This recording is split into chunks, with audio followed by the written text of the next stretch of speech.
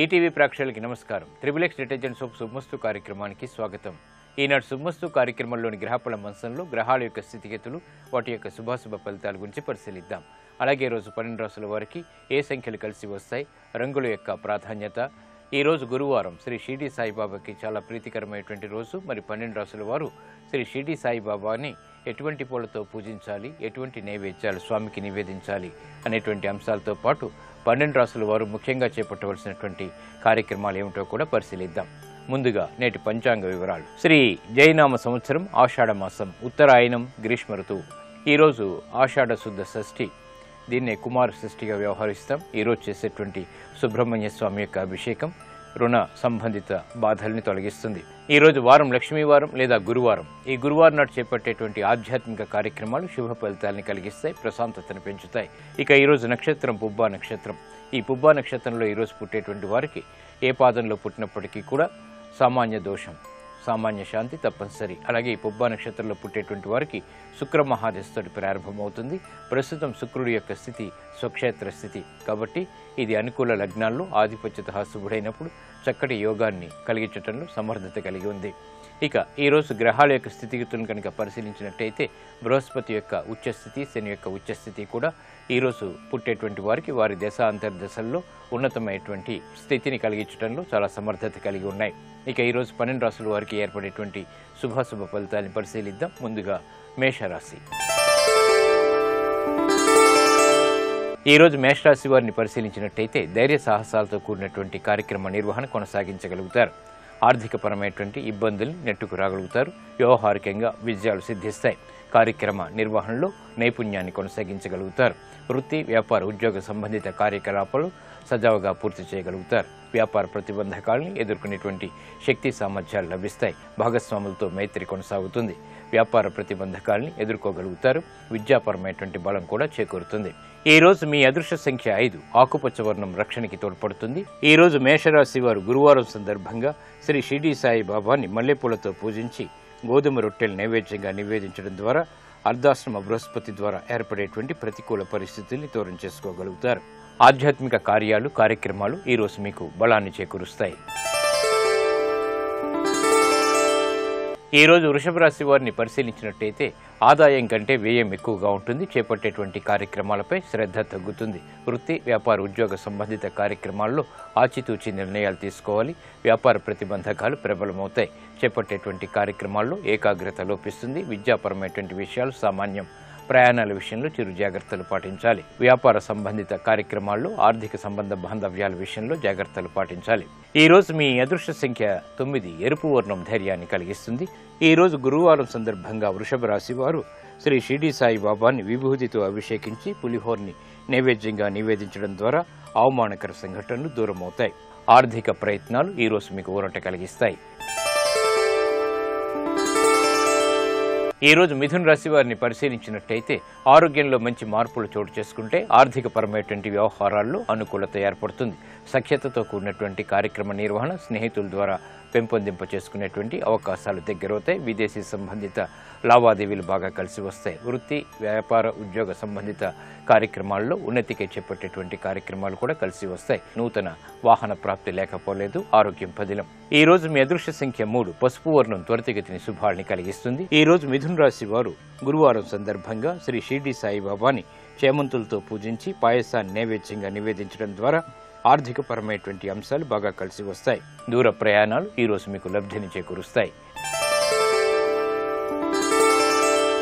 ఈ రోజు కర్కాటక రాశి వారిని పరిశీలించినట్టయితే వ్యవహారాల్లో చుక్కెదురు పరిస్థితిని అధిగమించగలుగుతారు. ఆర్థిక పరమైనటువంటి విషయాలు పర్వాలేదు. చేపట్టేటువంటి కార్యక్రమాల్లో ఏర్పడినటువంటి పొరపాట్లను సవరించుకునేటువంటి అవకాశాలను కూడా అన్వేషించగలుగుతారు. కార్యక్రమ నిర్వహణలో ఏకాగ్రత లోపిస్తుంది. ఆరోగ్య ప్రతికూలత కొనసాగుతుంది. ఖర్చులు పెరిగేటువంటి సంఘటనలు కూడా చోటు చేసుకుంటాయి. విదేశీ వ్యవహారాల్లో జాగ్రత్తలు పాటించాలి. విద్యాపరమైనటువంటి విషయాల్లో ఏర్పడినటువంటి చిక్కులకు, సమస్యలకు పరిష్కారాలు లభిస్తాయి. ఈ రోజు మీ అదృష్ట సంఖ్య 3. పసుపు వర్ణం త్వరితగతిని శుభాల్ని కలిగిస్తుంది. ఈ రోజు కర్కాటక రాశి వారు గురువారం సందర్భంగా శ్రీ షిరిడి సాయిబాబాని తులసి దళాలతో పూజించి పాయసాన్ని నైవేద్యంగా నివేదించడం ద్వారా ఆనందకర సంఘటనల్ని ఆహ్వానించగలుగుతారు.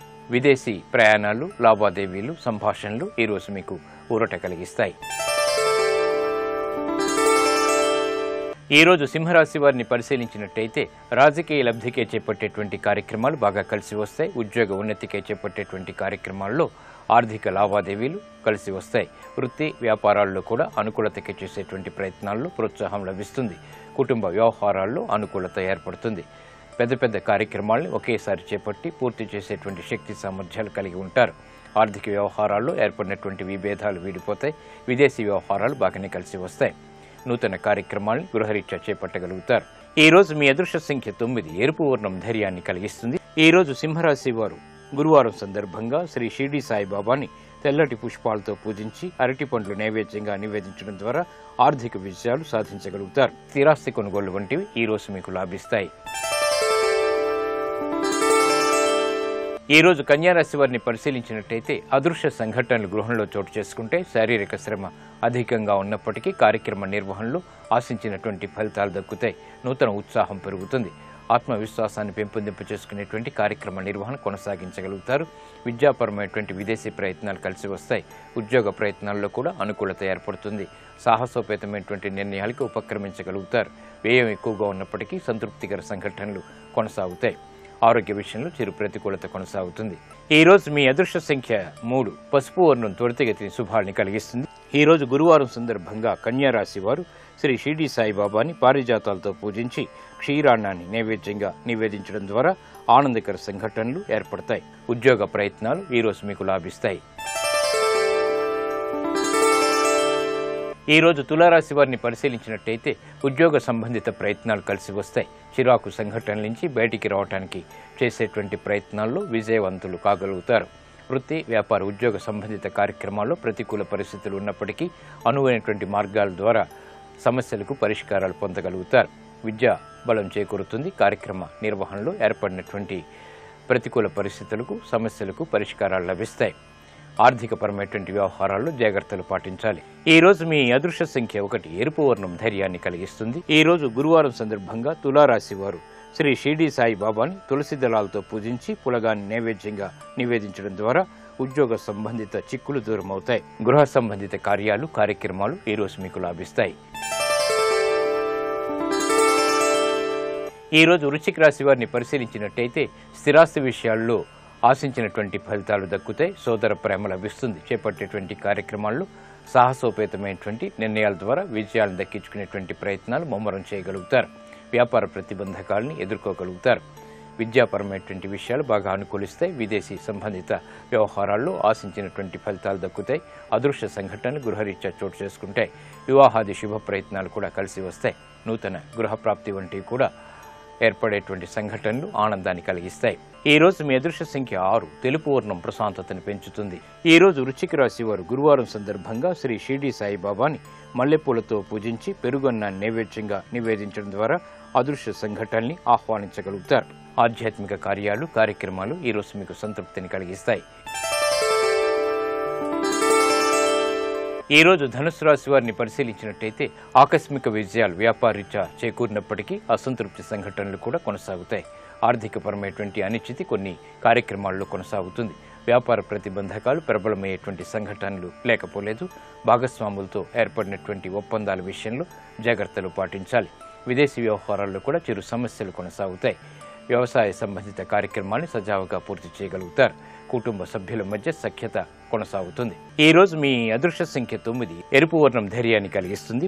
ఈ రోజు ధనుసు రాశి వారు గురువారం సందర్భంగా శ్రీ షిరిడి సాయిబాబాని పారిజాతాలతో పూజించి క్షీరాన్నాన్ని నైవేద్యంగా నివేదించడం ద్వారా చిక్కులు వీడిపోతాయి.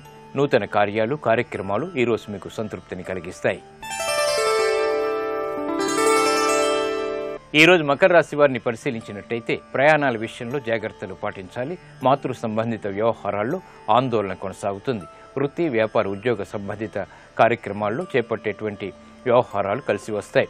స్నేహితుల ద్వారా లబ్ధి చేకూరుతుంది. భాగస్వాముల ద్వారా ఆశించినటువంటి ప్రయోజనాలు పొందగలుగుతారు. వ్యాపార ప్రయోజనాల్ని అవలీలుగా సాధించగలుగుతారు. ప్రయాణాల విషయంలో జాగ్రత్తలు పాటించాలి. ఆశించినటువంటి ప్రయోజనాలు గృహరీత్యా పెంపొందింప చేసుకోగలుగుతారు. ఈ రోజు మీ అదృష్ట సంఖ్య 1. తెలుపు వర్ణం ప్రశాంతతను పెంచుతుంది. ఈ రోజు మకర రాశి వారు గురువారం సందర్భంగా శ్రీ షిరిడి సాయిబాబాని మందార పూలతో పూజించి పానకం వడపప్పు నైవేద్యంగా నివేదించడం ద్వారా సంబంధ బాంధవ్యాలు మెరుగవుతాయి, తద్వారా లబ్ధి చేకూరుతుంది. విద్యా ప్రయత్నాలు ఈరోజు మీకు లాభిస్తాయి. ఈరోజు కుంభరాశి వారిని పరిశీలించినట్టయితే వాహన సౌఖ్యం కొనసాగుతుంది. గృహ సంబంధిత కార్యక్రమాలు బాగా అనుకూలిస్తాయి. వ్యాపార ప్రయోజనాల్ని సాధించగలుగుతారు. కుటుంబ సఖ్యత కొనసాగుతుంది. ప్రతిబంధకాలను ఎదుర్కొనేటువంటి శక్తి సామర్థ్యాలని పెంపొందింప చేసుకోగలుగుతారు. కోర్టు సంబంధిత వ్యవహారాల్లో చిరు సమస్యలు తలెత్తుతాయి. శత్రుభీతి పెరుగుతుంది. చేపట్టేటువంటి కార్యక్రమాలపై శ్రద్ధ తగ్గినప్పటికీ, అసంతృప్తి సంఘటనలు ఉన్నప్పటికీ నెట్టుకు రాగలుగుతారు. ఈ రోజు మీ అదృష్ట సంఖ్య 5. ఆకుపచ్చ వర్ణం రక్షణకి తోడ్పడుతుంది. ఈ రోజు గురువారం సందర్భంగా కుంభరాశి వారు శ్రీ షిరిడి సాయిబాబాని కనకాంబరాలతో పూజించి గోధుమ రొట్టెల్ని నైవేద్యంగా నివేదించడం ద్వారా ప్రతికూల పరిస్థితులు మటుమాయమవుతాయి.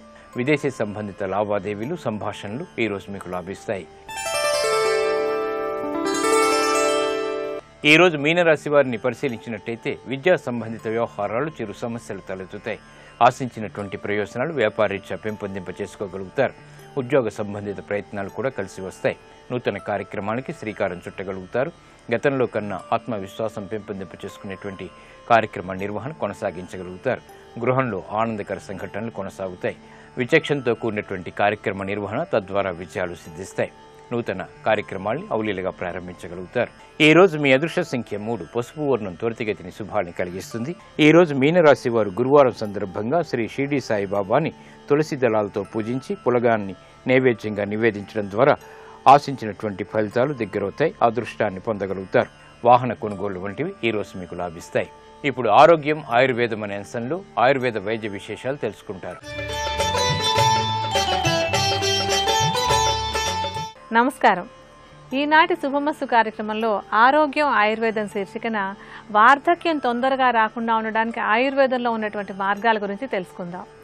ఎవరికైనా సరే ఎక్కువ కాలం బాగా ఓపికగా చక్కగా యంగ్గా ఉండాలన్నటువంటి కోరిక ఉంటుంది. అది అంటే ఇప్పటి కాలం నుంచి కాకుండా ఈ వేల సంవత్సరాల క్రితం నుంచే కూడా ఈ కోరిక, దానికోసం మార్గాలను అన్వేషించడం కూడా జరిగింది. అలాంటి మార్గాలన్నింటినీ కలిపి రసాయనం అంటారు ఆయుర్వేదంలో. అంటే తొందరగా వయసు పైబడ్డట్టు కావటం, అంటే ముడతలు పడడం కానివ్వండి, లేకపోతే అనారోగ్యాలు, కీళ్ల నొప్పులు, క్యాన్సర్లు, బీపీలు ఇలాంటి సమస్యలన్నీ కూడా తొందరగా రాకుండా ఉన్నట్టయితే కనుక మనకి ఆనందంగా ఆరోగ్యంగా ఉండడానికి అవకాశం ఉంటుంది. అలాగా ఆహార విహారాల గురించి చెప్పేటప్పుడు ఏంటంటే ముఖ్యంగా ఆహారం గురించి హిత ఆహారం, మిత ఆహారం అంటాం. అంటే హితమైనటువంటిది, శరీరానికి అనుకూలంగా ఉండేటువంటి దాన్ని మితంగా అంటే కొంచెంగా తీసుకుంటూ ఉన్నట్టయితే కనుక శరీరం ఎక్కువ కాలం పాటు యవ్వనంగా ఉన్నట్టుగా ఉండేందుకు అవకాశం ఉంటుంది. అలాగే శరీరానికి వ్యాయామం అనేటువంటిది కూడా చాలా చాలా అవసరమైనటువంటి అంశం. సరిపోయినంత నిద్ర కూడా చాలా చాలా అవసరం. అంటే ఈ ఆహారము, వ్యాయామము, నిద్ర ఈ 3 కనుక కరెక్ట్గా చేసినట్టయితే కనుక శరీరం ఆరోగ్యంగా ఎక్కువ కాలం పాటు వార్ధక్య లక్షణాలు రాకుండా ఉండేందుకు అవకాశం ఉంటుంది. అలాగే మూలికల పరంగా చూసినట్టయితే రసాయనంగా ఉపయోగపడేటువంటి మూలిక ఒకటి పిప్పళ్ళు. పిప్పళ్ళని మంచి పిప్పళ్ళని తీసుకొచ్చి దాన్ని నేతిలో కొంచెం వేయించి, ఆ వేయించిన తర్వాత చల్లారాక దాన్ని చూర్ణంలాగా చేసుకోవాలి. అంటే సుమారుగా ఒక 100 గ్రాముల పరిమాణంలో పిప్పళ్ళ చూర్ణాన్ని తీసుకున్నట్టయితే దానికి ఒక 200 గ్రాముల పరిమాణంలో పాత బెల్లాన్ని కలపాలి. ఈ పాత బెల్లాన్ని కూడా మెత్తటి చూర్ణంలాగా చేసేసుకుని పిప్పళ్ళ చూర్ణాన్ని, బెల్లం చూర్ణాన్ని బాగా కలిపేసి లడ్డూల్లాగా తయారు చేసుకోవాలి. సుమారుగా ఒక ఉసిరికాయంత పరిమాణంలో, అంటే చిన్న ఉసిరికాయంత పరిమాణంలో లడ్డూలాగా చేసి ఉంచుకొని ప్రతిరోజు ఒక లడ్డూ చొప్పున తీసుకుంటూ ఉన్నట్టయితే, అంటే దాదాపుగా ఒక సంవత్సర కాలం పాటు తీసుకుంటూ ఉండాలి. ఆ విధంగా తీసుకున్నట్టయితే కనుక తొందరగా వార్ధక్య లక్షణాలు రాకుండా ఉండడానికి ఈ పిప్పళ్ళు, బెల్లం బాగా సహాయపడతాయి.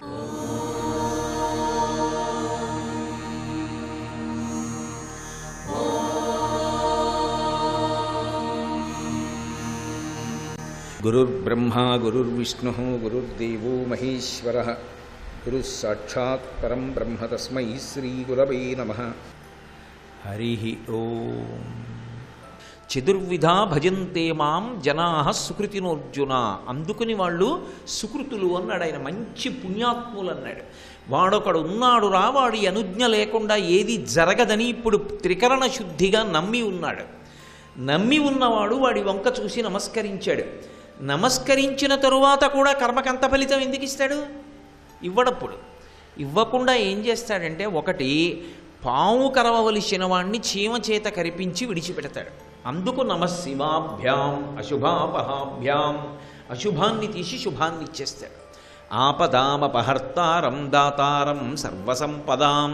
ఆపదని తీసేసి సంపదలిస్తాడు.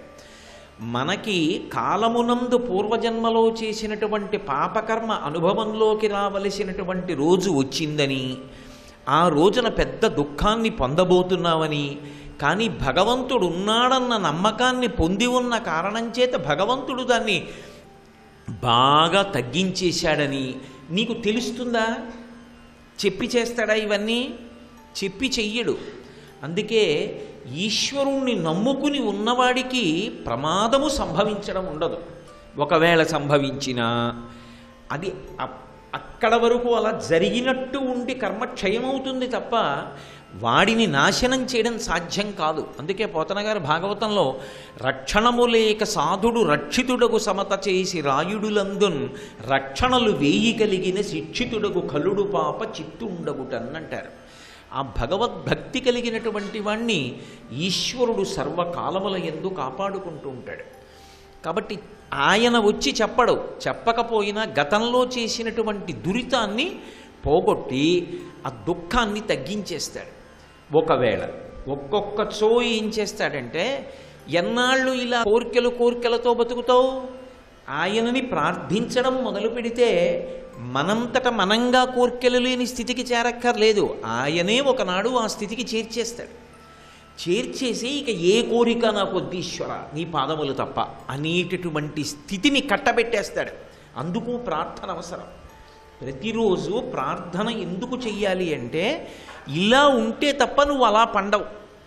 ఒక పిండెగా ఉంది, అది చెట్టుకి ఉన్నటువంటి కొమ్మ తొడిమతో కలిసి ఉండాలి. ఉంటేనే తర్వాత కాయ, తర్వాత దోరకాయ, తర్వాత పండు. పిందెగా ఉండగా ఊడి కింద పడిపోయింది అనుకోండి, మీరు తీసుకెళ్ళి దాన్ని గడ్డిలో పెట్టినా అది పండదు, కుళ్ళిపోతుంది. ఆ తొడిమిని అంటిపెట్టుకుని ఉండాలి. కాలంలో అంటిపెట్టుకుని ఉండి పండాలి. ఆ పండడం ఎవరు పండించాలంటే ఈశ్వరుడు పండించాలి. తనంత తానుగా తొడిమి నుంచి విడిపోవాలి. అలా విడిపోవడం వచ్చేంత వరకు ఈశ్వరుణ్ణి ప్రార్థన చేస్తూ ఉండాలి. లౌకికంగా కొంతకాలం కోరికలు ఉంటాయి, లోపల పుడుతుంటా కోరికలు అడుగుతూ ఉంటాడు. పట్టుకోగా అసలు కోరికలు అడగడం ఏమిటన్న స్థితికి వెళ్ళిపోతాడు. మీకు నేను ఒక ఉదాహరణ చెప్పాలి అంటే, కుంతీదేవి జీవితంలో ఎన్నో కోరికలు కోరింది. ఎన్ని కోరికలు కోరింది మహాభారతంలో. కావాలంటే మీరు పరిశీలన చేయండి. పిల్లలు కావాలని అడగల, పాండురాజుకి వంశం లేకపోతే దేవతల వలన సంతానాన్ని కంటానని అడగలేదు, నా బిడ్డలు బాగుండాలని కోరుకోలేదు, నా బిడ్డలకి రాజ్యం రావాలని కోరుకోలేదు, ద్రౌపదీదేవిని భార్యగా ఇవ్వలేదు అందరికీ. కుంతీదేవి ఎన్నో కోరికలు కోరింది. అన్ని కోరికలు కోరిన కుంతీదేవి ఒకప్పుడు కృష్ణుణ్ణి కోరిక కోరింది. ఏమని కోరిందంటే, యాదవులందు పాండు సుతులందు నాకు మోహ విచ్ఛేదము చేయుమయ్య, ఘనసింధువు చేరిడి గంగభంగి నీపాద సరోజ చింతనముపై అనిశము మదీయ వృత్తి అచ్చదర వృత్తితో గదియగనట్లు చెయ్యగదయ్య ఈశ్వరా. ఇప్పుడు అది కోరిక అంటే పైకి కోరికలా కనపడి కోరిక కానిదైపోయింది. ఆవిడ ఏమందంటే, నాకు ఇంకా ఈ యాదవుల మీద కూడా మక్కువ వద్దు, కృష్ణుడు మేనల్లుడు, కృష్ణుడు భగవంతుడు, ఈ పిచ్చి కూడా నాకు వద్దు. ఏదో కృష్ణుడు ఉన్నాడు కాబట్టి నాకు అది కావాలి ఇది కావాలి, ఈ పిచ్చి నాకు తీసేసేయి కృష్ణ. పాండుసుతులందు ఏమిటో నా పిల్లలు ఏమిటి వ్యామోహం, వద్దు కృష్ణ తీసేసేయి. ఏ పాండవుల కోసం ఏడిచిందో ఆకుంతే వద్దు నాకని. పాండుసుతులందు నాకు మోహ విచ్ఛేదము చేయుమయ్యా, ఇక నాకేం కావాలి. ఘనసింధువు చేరిడి గంగభంగి, ఆ సముద్రంలో కలవడానికి ప్రవహించి వెళ్ళిపోయేటటువంటి గంగానదిలా కేవలము నీ పాద సరోజ చింతనముపై అనిశము మదీయ బుద్ధి అచ్చాదర వృత్తితో గదియగనట్లు చెయ్యగదయ్య ఈశ్వర. ఏదో పై ఆ పూజ కాదు. పూజ దేని కొరకు అంటే, పూజ ప్రశాంతత కొరకు, పూజ అనుభవము కొరకు. ఇది మీరు చాలా గంభీరమైన విషయం, చాలా జాగ్రత్తగా పట్టుకోవాలి. ఒక స్థితి వరకు ఒక కోరికలతో పూజ. నాకు మంచి భార్య రావాలి, నాకు మంచి ఉద్యోగం ఉండాలి, నేను ఇల్లు కట్టుకోవాలి, నా కొడుకు పుట్టాలి, నా కూతురు పుట్టాలి, నాకు మంచి కోడలు రావాలి, నాకు మంచి అల్లుడు రావాలి, మంచి మనవలు పుట్టాలి, అన్నీ అయిపోయాయి. చెప్పులు ఇప్పించావు ఒక స్థితిలో. ఇక నేను పీటల మీద కూర్చోవడానికి ఏం లేదు. నా కొడుక్కి పెళ్ళైపోయింది, వాడికి కొడుకుడితే వాడు చేసుకుంటాడు బాలసారే, వాడు ఇల్లు కట్టుకుంటే వాడు చేసుకుంటాడు గృహప్రవేశం, నా కూతురికి కొడుకు పుడితే నా కూతురు చేసుకుంటుంది బాలసార అల్లుడితో కలిసి, నా అల్లుడు ఇల్లు కట్టుకుంటే వాళ్ళు చేసుకుంటారు గృహప్రవేశం, నేనేం చేయాలి? వెళ్ళి అక్షతలు వేస్తానంతే. అంటే చెప్పులు ఇప్పేశాను, అయిపోయాయి, నా కర్తవ్యం పూర్తయింది. కొడుకు వైపు మనవణ్ణి చూసేశాను.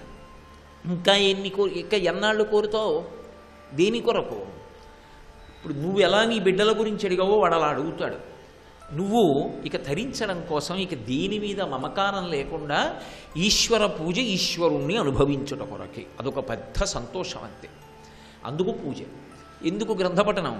అదో సంతోషం అంతే. ఏమీ పట్టించుకోకుండా ఉండడం ఎందుకు? అదే సంతోషం.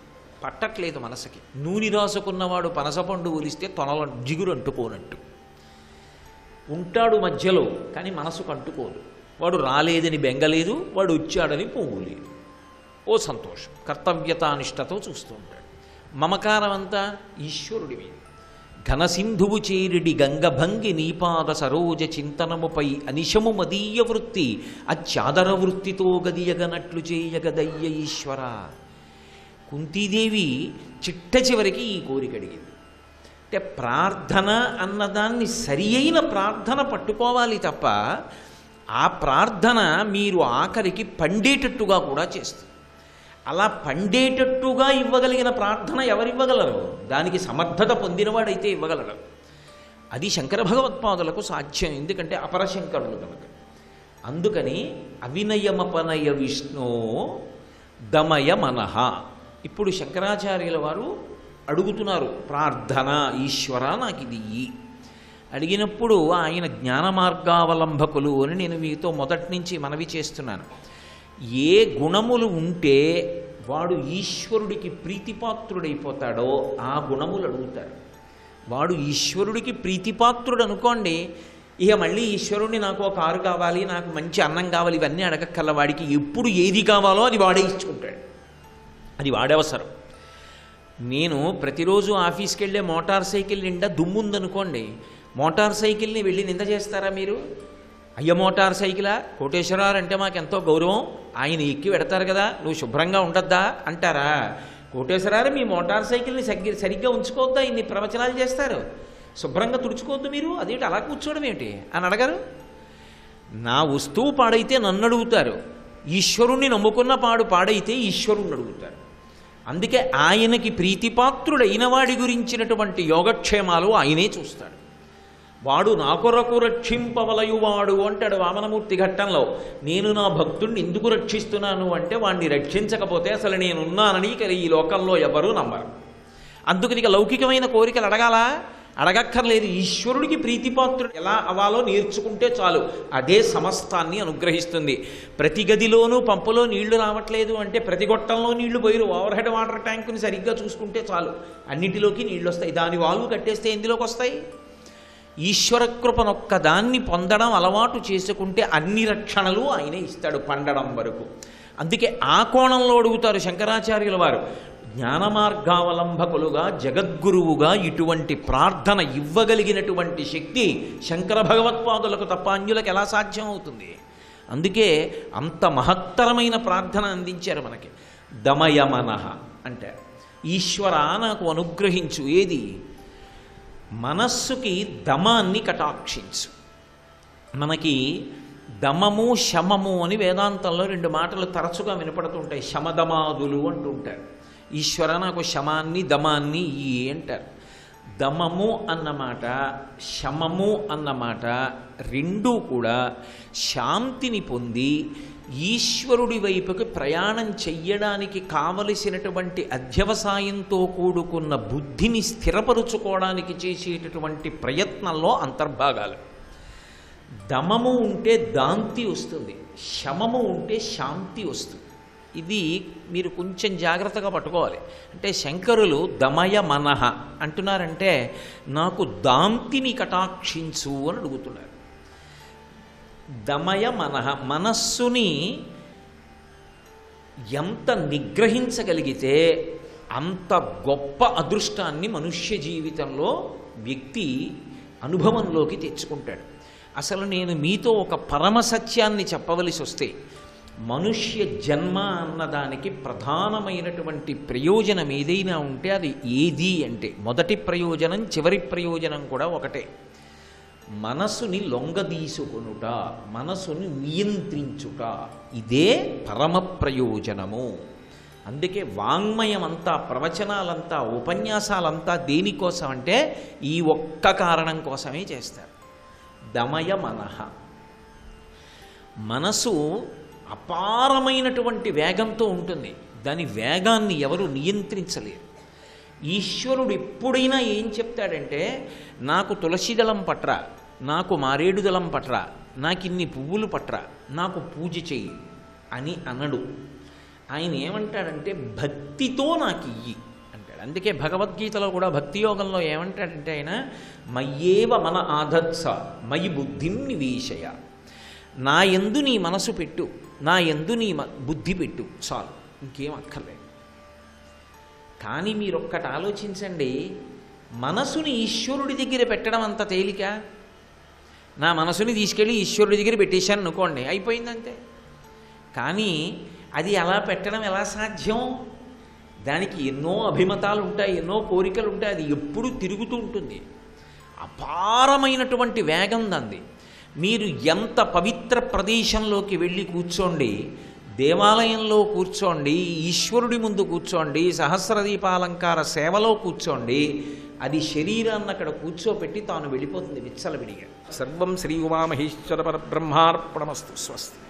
మనస్సు అనేటటువంటి దాన్ని నిగ్రహించడం, నియంత్రించడం, వశవర్తిని చేసుకోవడం, మనం చెప్పినట్టు అది వినడం అన్నది అభ్యాసం కాకపోతే ఈ జన్మ కాదు, కోట్ల జన్మలు పాడైపోతాయి. ఈ వార్ధక్య లక్షణాలు తొందరగా రాకుండా ఎక్కువ కాలం ఆరోగ్యంగా ఉండడానికి ఆయిల్ మసాజ్ కూడా చాలా బాగా ఉపయోగపడుతుంది. ఈ ఆయిల్ మసాజ్ వల్ల శరీరం లోపల అనారోగ్యకారకమైనటువంటి మలినాలు కూడా పేరుకోకుండా ఉండడానికి కూడా సహాయపడుతుంది. అటువంటి ఒక తైలాన్ని మనం తయారు చేసుకునేందుకు మనం మొట్టమొదటి తీసుకోవాల్సినటువంటిది అశ్వగంధ. ఈ అశ్వగంధ చక్కటి రసాయనంగా పనిచేసేటువంటి మూలిక. అలాగే వాతదోషం పెరగకుండా, చర్మం ముడతలు పడకుండా ఉండడానికి కూడా బాగా సహాయపడుతుంది. అశ్వగంధాన్ని అంటే మరీ మెత్తటి చూర్ణంలాగా కాకుండా బరకగా ఒక చూర్ణంలాగా చేసి ఉంచుకోవాలి. దీంతో పాటుగా మనకి బలా వేర్లు కూడా కావాలి. ఈ బలా వేర్లు తర్వాత అశ్వగంధ వేర్లు రెండు కూడా సమానంగా ఒక్కొక్కటి 50 గ్రాముల పరిమాణంలో తీసుకుని దీనికి సుమారుగా ఒక 100 మిల్లీలీటర్ల నువ్వుల నూనెను చేర్చుకోవాలి. 100 గ్రాముల నువ్వుల నూనె, ఇందాకటి చూర్ణాలు, వీటికి 400 మిల్లీలీటర్ల పరిమాణంలో మామూలు నీటిని కలుపుకోవాలి. నీరు కూడా కలిపేసి చూర్ణాలు, తైలము, నీళ్లు కలిసిన తర్వాత దాన్ని పొయ్యి మీద పెట్టి సన్నటి మంట మీద కాచాలి. తైలం మాత్రమే మిగిలేంత వరకు కాచి ఉంచుకుని దాన్ని వడపోసి ప్రతిరోజు ఈ తైలంతో కనుక ఒంటికి మసాజ్ చేసుకుని ఆ తర్వాత వేడినీళ్ళతో స్నానం చేస్తూ ఉంటే కూడా తొందరగా వార్ధక్య లక్షణాలు రాకుండా ఉండడానికి ఈ తైలం బాగా సహాయపడుతుంది. మరికొన్ని అనారోగ్య సమస్యలు, వాటికి ఉండేటువంటి ఆయుర్వేద పరిష్కారాల గురించి రేపటి శుభమస్తులో తెలుసుకుందాం.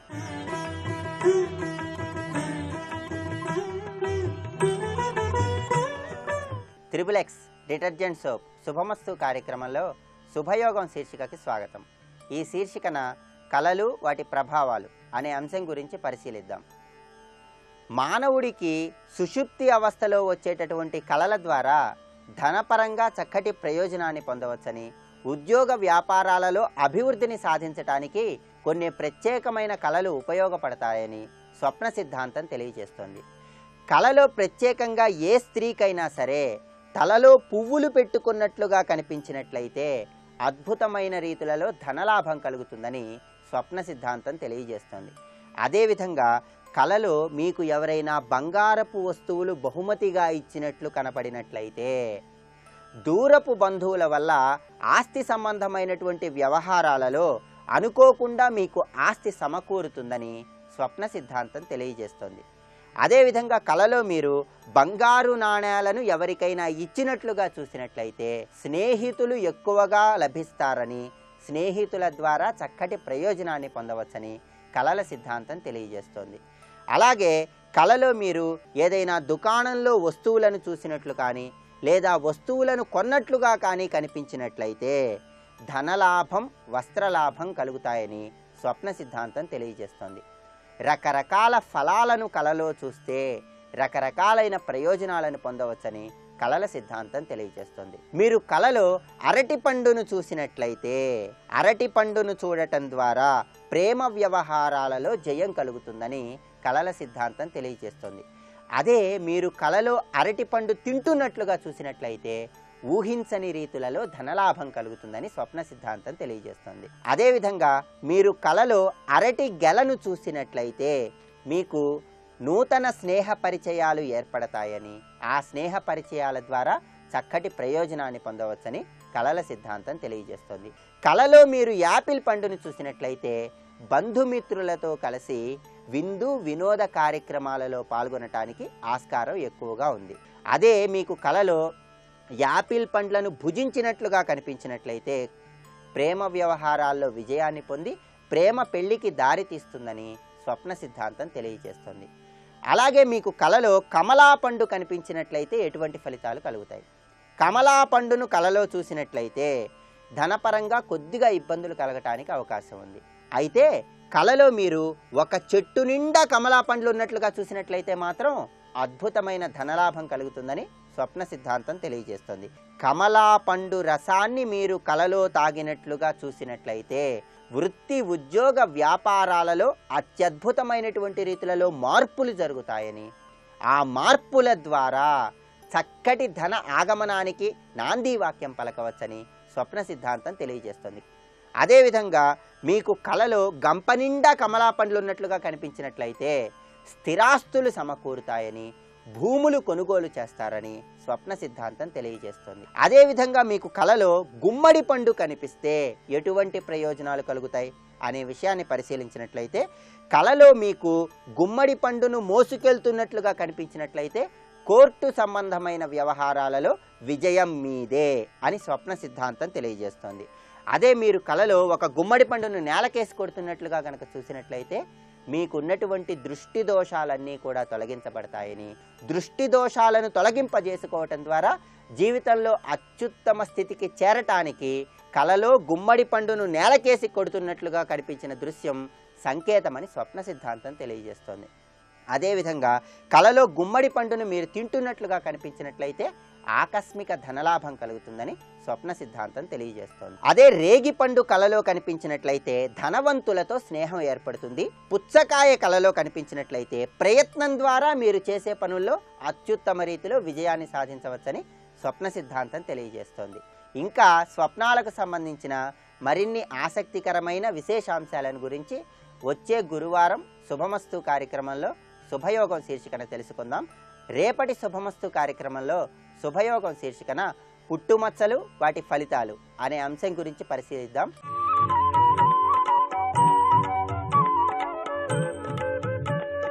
ఈటీవీ ప్రేక్షకులకు నమస్కారం. శుభమస్తు కార్యక్రమంలో వివాహ యోగాలు అనే అంశానికి స్వాగతం. ప్రధానంగా వివాహ యోగాన్ని పరిశీలిస్తున్నప్పుడు ముఖ్యంగా 3 అంశాలను మనం దృష్టిలో ఉంచుకోవాలి. లగ్నాధిపతి యొక్క బలము, ఆ లగ్నాధిపతి బలంతో పాటుగా సప్తమాధిపతి ఉన్న స్థానము చాలా అవసరమైంది. సప్తమాధిపతి శుభస్థానాల్లో ఉంటే శుభ ఫలితాలు, పాపస్థానాల్లో ఉంటే పాప ఫలితాలు. ఈ విషయం మనందరికీ తెలుసు. అయితే ఇక్కడ ఉచ్చాది బలములు కూడా పరిగణలోకి తీసుకోవాలి. అలాగే సప్తమాధిపతికి లగ్నాధిపతికి ఉన్నటువంటి సామరస్యము, మైత్రీ బంధము చాలా ముఖ్యమైనది. అసలు సప్తమాధిపతి లగ్నాధిపతితో ఎప్పుడూ మిత్రత్వాన్ని పొందరు. మిత్రత్వాన్ని పొందకుండా ఉండడం చేత అది వివాహ యోగంలో మంత్ర సంస్కారముల ద్వారాగా, మాంగళ్య బంధ సంస్కారము ద్వారాగా మిత్రత్వాన్ని ఈ జన్మాంతా కూడా మనం వైవాహిక జీవితాన్ని స్వీకరించడం కోసమే ఉపయోగిస్తాం. అందుకై సప్తమాధిపతిని విశేషంగా జాతక చక్రంలో పరిశీలన చేయాల్సినటువంటి అవసరం చాలా ఉన్నది. ఇక ధనుర్లగ్నాన్ని పరిశీలిస్తే ధనుర్లగ్నానికి సప్తమాధిపత్యాన్ని పొందిన గ్రహం బుధుడు. బుధుడు విజ్ఞానానికి అధిపతి, జ్ఞాననిధి దేవగురువైన బృహస్పతి అంటే లగ్నాధిపతి. లగ్నాధిపతి అయిన బృహస్పతి ధనుర్లగ్నానికి జన్మాధిపత్యాన్ని వహిస్తూ జ్ఞానాన్ని ప్రసాదిస్తున్నటువంటి యొక్క గ్రహం. ఇక సప్తమాన్ని పరిశీలిస్తే బుధుడు. ఈ బుధ గ్రహానికి గురుగ్రహానికి సంబంధములు దగ్గరగా ఉన్నప్పటికీ కూడా లగ్నాధిపతి ఏమో జ్ఞానానికి సంకేతంగా, సప్తమాధిపతి విజ్ఞానానికి సంకేతంగా ఉన్నప్పుడు ఇద్దరి మధ్య పోటీతత్వం ఉంటుంది. ఇద్దరూ తెలివిగల వాళ్ళే ఉంటారు. భార్యాభర్తలు ఇద్దరూ కూడా విజ్ఞానవంతులై, జ్ఞానవంతులై, విద్యావేత్తలై, వినయ సంపన్నులై ఉంటారు. కాబట్టి బుధగ్రహాన్ని పరిశీలిస్తున్నప్పుడు ఆ బుధగ్రహ బలము వివాహ రూపంలో ధనుర్లగ్న జాతకులకి లేదా ధనుస్సు రాశి జాతకులకి అనుకూలంగా ఉండాలంటే ప్రధానంగా 3 చోట్ల ఉండకూడదు. ఏ రాశులు? షష్ఠ స్థానమైనటువంటి వృషభము, అష్టమ స్థానమైనటువంటి కర్కాటకము, ద్వాదశ స్థానమైన వృశ్చికము. బుధుడు ఈ 3 రాశుల్లో ఉండకుండా చూడాలి. అంటే ఈ బుధుడు ఈ 3 రాశుల్లో కనుక ఉంటే ఏం జరుగుతుంది? వైవాహిక జీవితం అస్తవ్యస్తమవుతుంది. మరి అస్తవ్యస్తానికి కారణమైనటువంటి షష్ఠ, అష్టమ, ద్వాదశ స్థానములు, ఆ స్థానముల్లో ఉన్నటువంటి ఈ సప్తమాధిపతి లేదా శుక్రుడు లేదా లగ్నాధిపతి అయిన గురువు, ఈ 3 అంశములు ప్రధానంగా చూసుకొని ఆ స్థానముల్లో కనుక లగ్నాధిపతి అయిన గురువు గాని, సప్తమాధిపతి అయిన బుధుడు గాని, వివాహ యోగ భోగ భాగ్యములని అనుగ్రహించే శుక్రుడు గాని ఉన్నాడా, వెంటనే శాంతి చేయించాలి.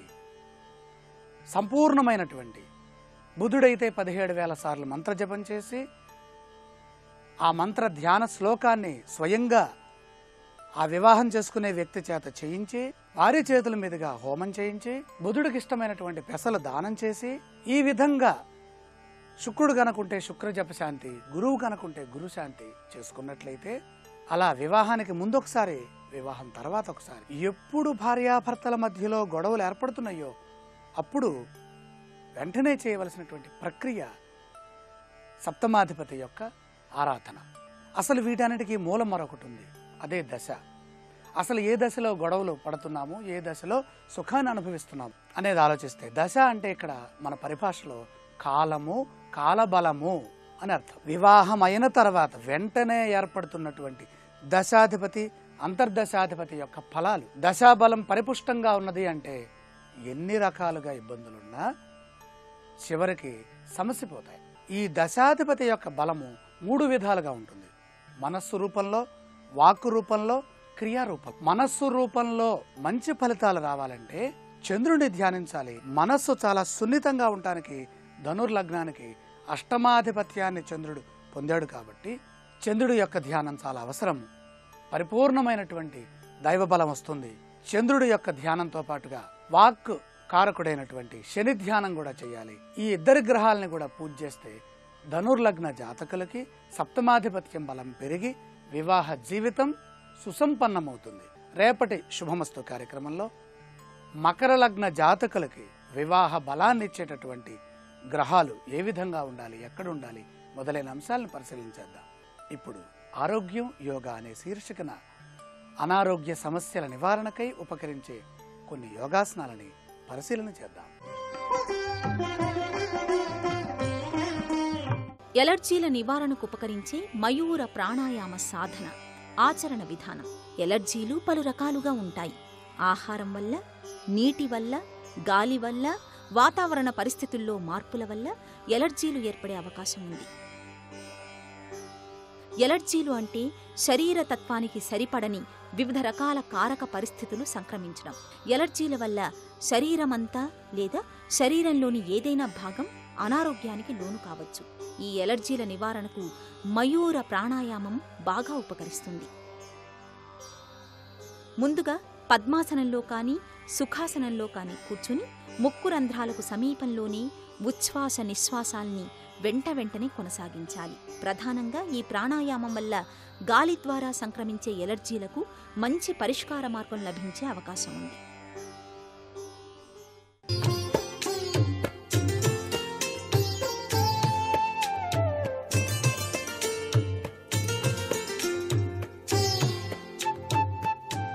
ట్రిపుల్ ఎక్స్ డిటర్జెంట్ సోప్ శుభమస్తు కార్యక్రమంలో గృహ బలం అంశానికి స్వాగతం.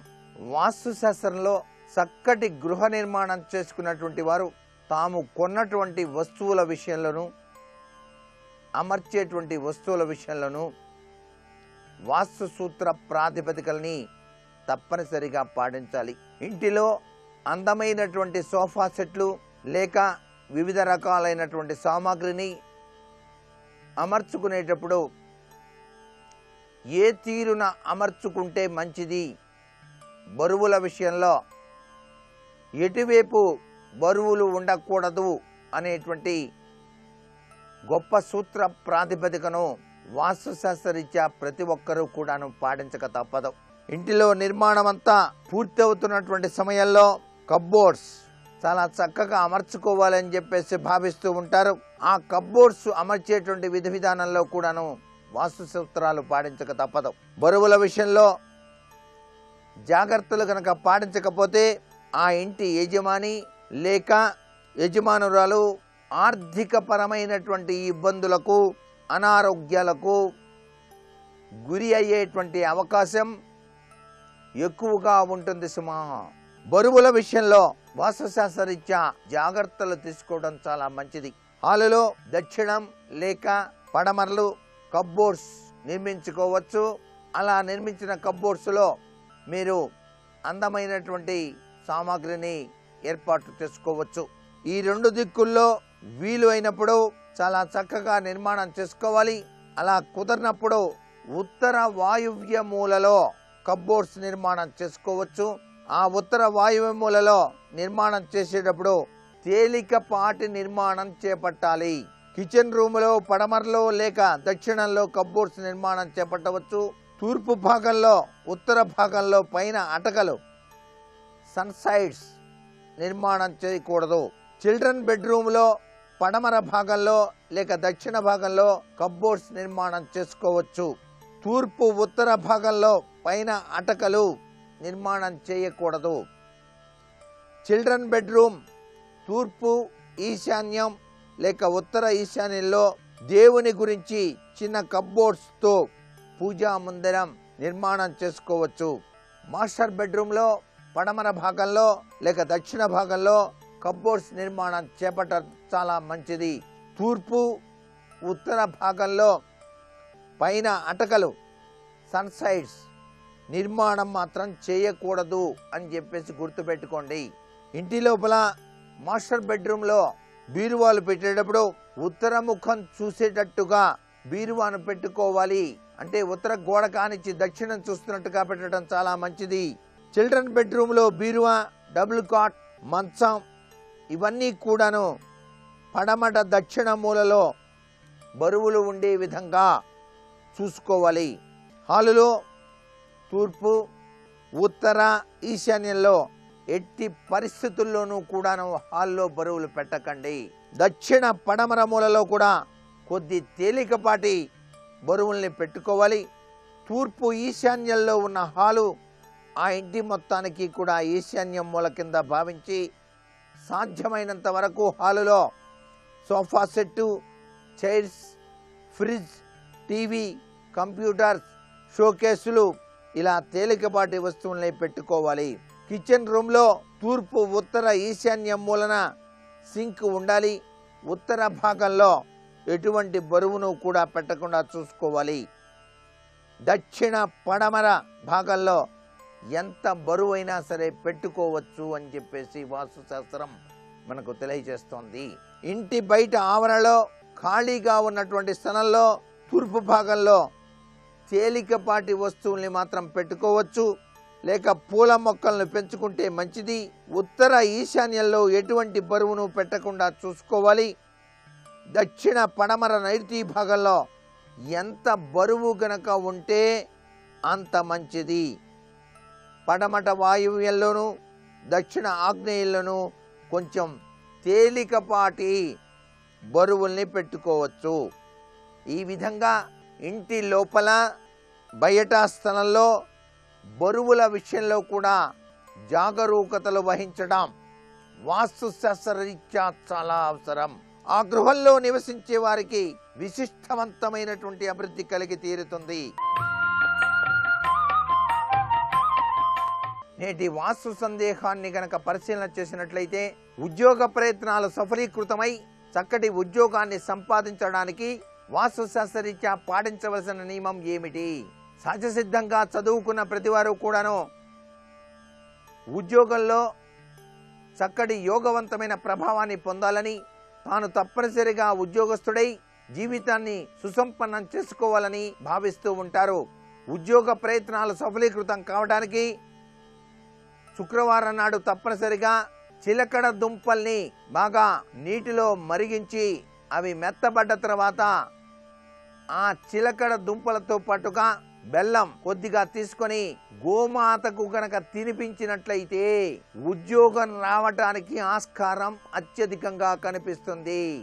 అంతేకాకుండా మీరు గనక గణేశుడికి తెల్ల జిల్లేడు పూలతో గనక పూజ చేసినట్లయితే సఫలీకృత తత్వంలో ఉద్యోగ ప్రాప్తి సిద్ధించడానికి కూడా ఆస్కారం అధికంగా ఉంటుంది సుమా. ఇప్పుడు ఆరోగ్యం యోగా అనే శీర్షికన అనారోగ్య నివారణ కోసం యోగాసనాలు ఏమిటో చూద్దాం. ఎలర్జీ నివారణకు ఉపకరించే స్కందాసనం ఆచరణ విధానం. శరీరంలో రోగ నిరోధక శక్తి తగ్గితే రోగకారక క్రిములు, సూక్ష్మజీవులు శరీరంలోకి సులభంగా ప్రవేశిస్తాయి. రోగ నిరోధక శక్తిని పెంపొందించుకోవడానికి, తద్వారా ఎలర్జీల నుంచి రక్షించుకోవడానికి స్కందాసనం బాగా ఉపయోగపడుతుంది. నేలపై కూర్చుని ఓ కాలును మెడమీద పెట్టి మెల్లగా ముందుకు వంగాలి. తల నేలకి తాకాలి. 2 చేతులతో నేలను బలంగా నొక్కాలి. ఇదే ప్రక్రియను మరో కాలితో కొనసాగించాలి. ఈ ఆసన సాధన వల్ల సూర్యనాడి, చంద్రనాడి, సుషుమ్న నాడులు చైతన్యవంతమవుతాయి.